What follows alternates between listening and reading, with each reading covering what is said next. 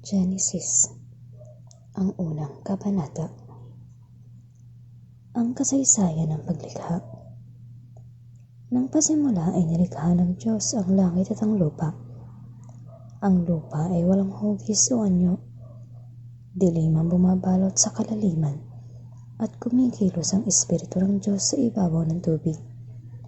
Sinabi ng Diyos, magkaroon ng liwanag. At nagkaroon nga. Nasiya ng Diyos ang ito'y mamasdan. Pinagbukod niya ang liwanag at ang dilim. Ang liwanag ay tinawag niyang araw, at ang dilim naman ay tinawag na gabi. Lumipas ang gabi at sumapit ang umaga. Iyon ang unang araw. Sinabi ng Diyos, magkaroon ng kalawakang maghahati sa tubig upang ito'y magkahiwalay. At nangyari ito.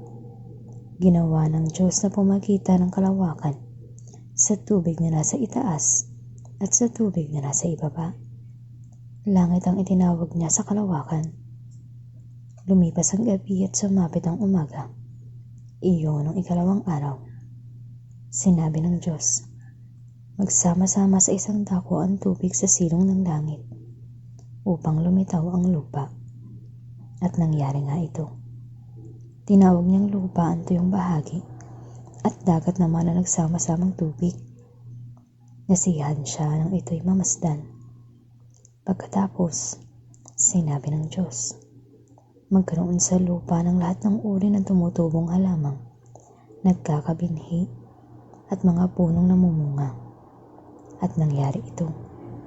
Tumubunga sa lupa ang gayong mga halaman. Nasiyahan siya nang ito'y mamasdan. Lumipas ang gabi at sumapit ang umaga. Iyon ang ikatlong araw. Sinabi ng Diyos, magkaroon ng mga tanglaw sa langit upang mabukod ang araw sa gabi. Ito ang magiging batayan sa bilang ng mga araw, taon at kapistahan.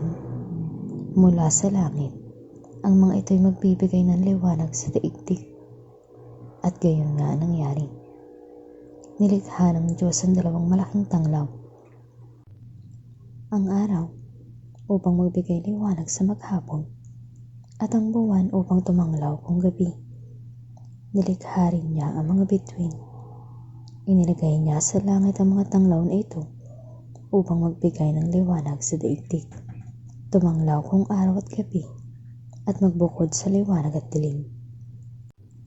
Nasiyahan ng Diyos nang ito'y kanyang mamasdan.